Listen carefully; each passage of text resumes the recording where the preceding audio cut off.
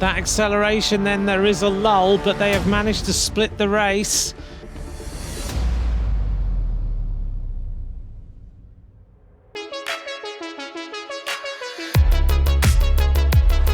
Roglic takes the first red jersey. It's a photograph between Jakobsen and Philipsen.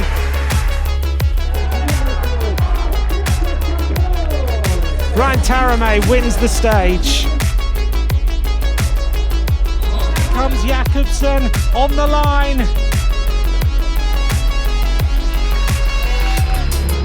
Big crash in the peloton. There's going to be 2 wins in the Vuelta for Jasper Philipsen.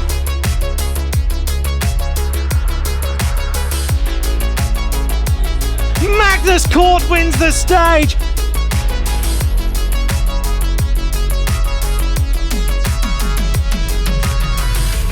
Oh, big crash of Valverde. It's Michael Storer takes stage 7.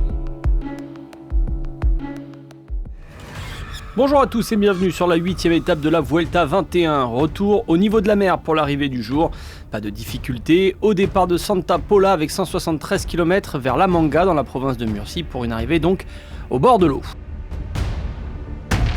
Une étape a priori pour les sprinters, mais le classement a tellement évolué que l'on peut envisager des échappées au long cours capables d'aller au bout. Les jambes dicteront la course pour les sprinters de cette Vuelta. J'espère que ce sera un sprint, vous savez il y a du vent, hier c'était déjà très dur. Je sais pas ce qui va se passer mais j'espère déjà que ce sera un sprint. Il reste pas beaucoup de journées plates et des étapes pour les sprinters, ça va être très difficile dans les prochains jours, alors il faut essayer de se concentrer sur aujourd'hui et saisir l'opportunité. La route apparaît petite, donc on verra vraiment comment ça se passe, on aura des infos en avant-course. C'est vrai que c'est pas évident, on n'a pas forcément la réussite comme on voudrait, mais voilà, on y retourne. Pour Magnus Cort Nielsen, déjà vainqueur sur cette Vuelta, mais dans une arrivée pour Puncher, on n'oublie pas qu'il peut aussi jouer sa chance dans une arrivée groupée.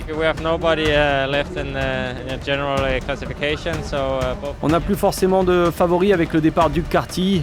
L'équipe et moi, on va essayer de se concentrer sur les étapes. Aujourd'hui, je pense pas faire partie des favoris, mais bon, je peux me mêler à la lutte finale, être là et peut-être tenter de faire un bon résultat.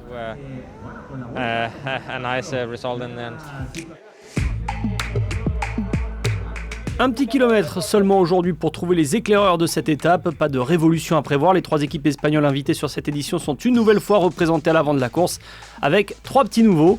Ander Kamika de Burgos BH, Aritz Bagues de Caja Rural et enfin Mikel Iturria de Euskaltel. Le peloton laisse filer mais en laissant une petite marge de manœuvre seulement aux hommes de tête. Rapidement, un Deceuninck Quick-Step et un Alpecin Phoenix viennent se mettre en tête de peloton aux côtés des coéquipiers de Roglic pour maintenir un écart sous les 5 minutes. 40 Espagnols au départ de cette Vuelta, dont 14 Basques, et on retrouve 3 coureurs originaires de cette province dans l'échappée. Une seule victoire en pro seulement parmi les 3 hommes de tête et à l'élève de Mikel Iturria il y a 2 ans et c'était sur la Vuelta, tiens donc. Il avait déposé dans le final de la 11e étape ses 2 partenaires d'échappée, Jonathan Lastra et Lawson Craddock, pour l'emporter à Urdax dans Charinea. Petit à petit, le peloton refait son retard alors que l'on approche du sprint intermédiaire du jour à Carthagène, situé à moins de 70 km de l'arrivée. On avoisine la minute d'avance pour les hommes de tête. Pas de bataille à Carthagène pour les 3 échappés, en revanche la lutte pour le maillot vert bat son plein dans le peloton. And it's the Alpecin Phoenix team. He's going to try and defend his lead in the green jersey. Philipsen going through, right on the line. Philipsen takes it. L'écart remonte légèrement après le sprint intermédiaire sous la chaleur du sud de l'Espagne, plus de 32 degrés au niveau de la route. À moins de 40 km de l'arrivée, le peloton se rapproche inexorablement des échappés qui vont bientôt être repris. The 3 riders at the front and they're about to be caught any moment now and the group is just going to go firing past. Le peloton se met rapidement en file indienne au bord de la mer, le vent fait son apparition et les bordures avec. La tension est à son maximum. That acceleration, then there is a lull, but they have managed to split the race. À 30 km de l'arrivée, le regroupement s'opère. Magnus Cort Nielsen faisait partie de ce groupe de 30 coureurs distancés. On roule toujours sur le fil du rasoir en queue de peloton. Les 10 derniers kilomètres approchent et les équipes de sprinteurs replacent leurs hommes à l'avant. Le sprint massif est inévitable. Certains coureurs comme Jakobsen et Demar sont en retrait. Ils ont perdu leur train, mais on les retrouve bel et bien dans le sprint final. What an incredible run into La Manga. Any moment now we're going to go under the red kite and we're going to unleash this sprint. Who's going to take it? Because this has been some setup. 1,000 metres to go. Well, it's De Koning Quick-Step in the blue jersey. Alongside them, it's UAE Team Emirates in the white jersey. Groupama FDJ locked on the left-hand side of the road. They accelerate as they want to try and give Arnaud Démare a clear run to the finish. They start to get a little bit boxed in, but where is Jasper Philipsen of Alpecin Fenix? He's still there on the wheel. Here we go now with De Koning Quick-Step getting themselves ready for this sprint. Philipsen is there, Jakobsen is there, Matthews, on the wheel of Matthews is Minali.